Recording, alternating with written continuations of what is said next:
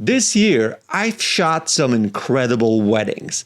For example, not one, but two billionaire weddings. Then destination weddings in Italy, really cool weddings and fun weddings locally here. And I sat down to actually analyze how did I book these. So I went through my last 50 bookings, 50 weddings I've shot, and tracked exactly where each booking came from. And the findings, it might not be what you would expect. If you think it's all about posting daily on Instagram or running ads or me being like a super popular YouTuber or Instagrammer, you're about to be super surprised. Today, I'm showing you the real data on how weddings actually get booked for me.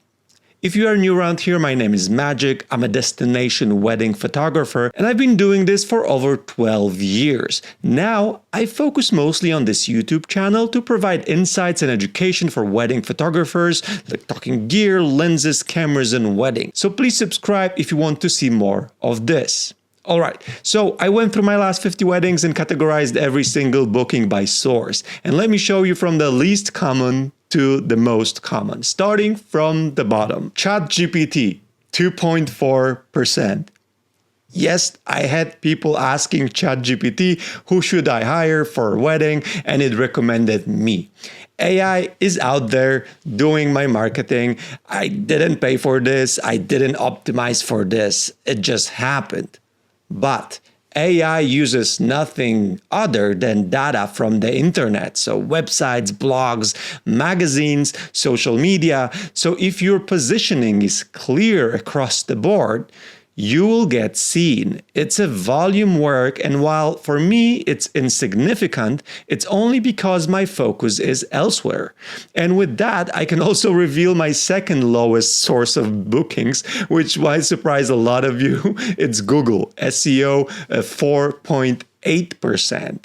A lot of people obsesses over SEO. For me, it's 5% of my business, or maybe 7 if you count the ChatGPT with it together. So SEO was never my focus. I've never dived deep into this, which absolutely doesn't mean it's not working. SEO is a massive and very stable source of weddings to photographers who put their effort into writing useful blogs, working on those location-specific landing pages and blog posts. SEO is all about being useful to the person that is searching. So it's a lot of psychology, knowledge, and good writing. I think gone are the times where you could trick Google into position 1 for wedding photographer in Bali or something like that. And now with AI algorithms, Google knows exactly what the value of your post is for the person that is typing the specific term. If you want to get into that, there's just one answer: create useful content for your future couples. Next is networking, 16.7%. And okay, this is mostly networking with other photographers. So recommendations coming from other photographers who are busy or the date doesn't work for them, or maybe the wedding is not their style, but perfect for me. In the last 10 years, I have met hundreds of photographers. I have attended workshops, conferences. I've hosted workshops and conferences, and we all share referrals. The power of community is undeniable. Next up, we have wedding planners. For me, it was 90% of my last 50 bookings.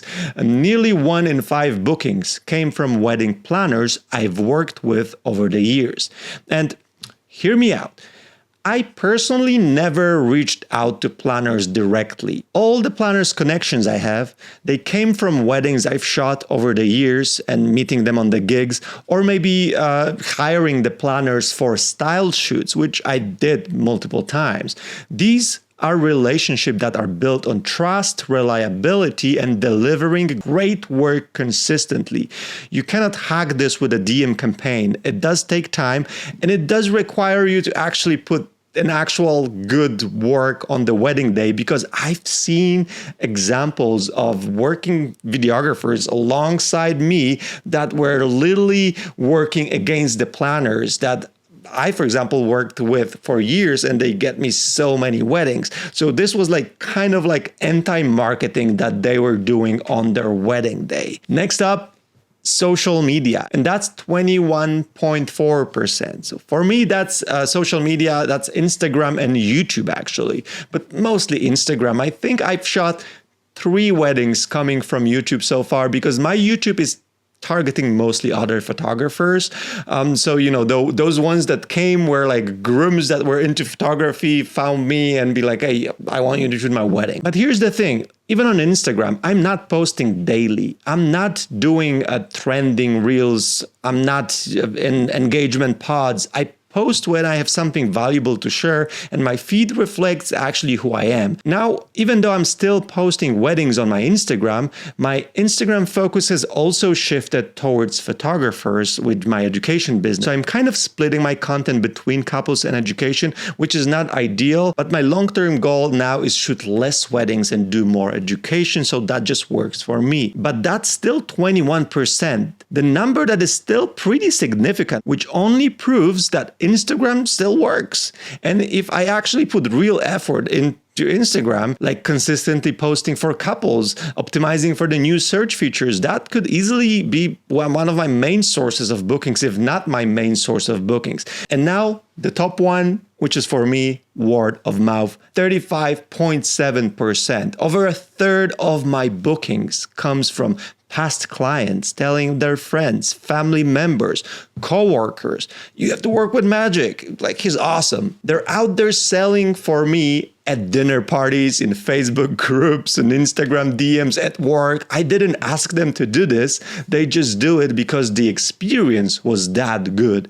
And you might be surprised, but I've shot weddings in Caribbeans thanks to recommendation from a couple that I've shot in Europe. And I've shot a wedding in Vietnam through a couple that I met in Spain. I went all over the world because I delivered exceptional experience for my couples. So what does it actually tell us? First, for me, client experience is everything.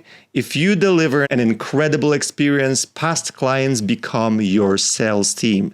You don't need to be everywhere. You need to be unforgettable. Second, your brand needs to be clear enough that people can explain it. So notice all these recommendations also coming from photographers. That only works if people can articulate what makes you different and connect you with a type of a wedding or a type of a couple. People need to be able to sell you when you're not in the room. Then social media works. And it could work even better. 21% from Instagram is real. And that's without me even optimizing for it. And that's even without any ads. I'm not gaming the algorithm. I'm not paying for exposure. I'm just being myself, posting what matters to me, showing my personality and my photos. And that authenticity attracts the right people and repels the wrong one. But here is the thing. With Instagram nowadays working like SEO, with posts showing up in Google, with the way discovery has changed, if you actually focus on it strategically, it can become your main source of bookings. I'm proof it works even when you're half-assing it. So imagine what happens when you're full-assing it. The point is, you don't need to be everywhere. You need to be yourself consistently and deliver experience worth talking about. This is what I call Enter the Dragon. It's my philosophy. I'm not trying to please everyone, not copying what other photographers do. I'm just being myself.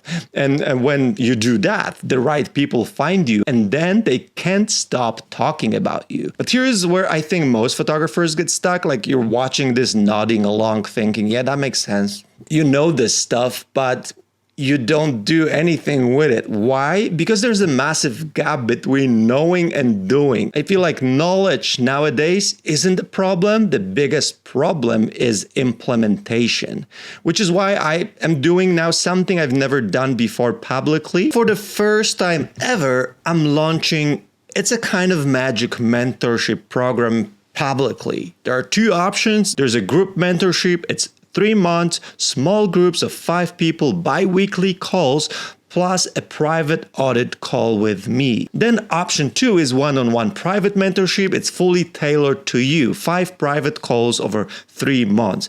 I have a massive Black Friday combined with a launch discount. Plus, you'll get a bunch of freebies of my courses, presets, and this is what other photographers said about working with me in my private mentorship programs.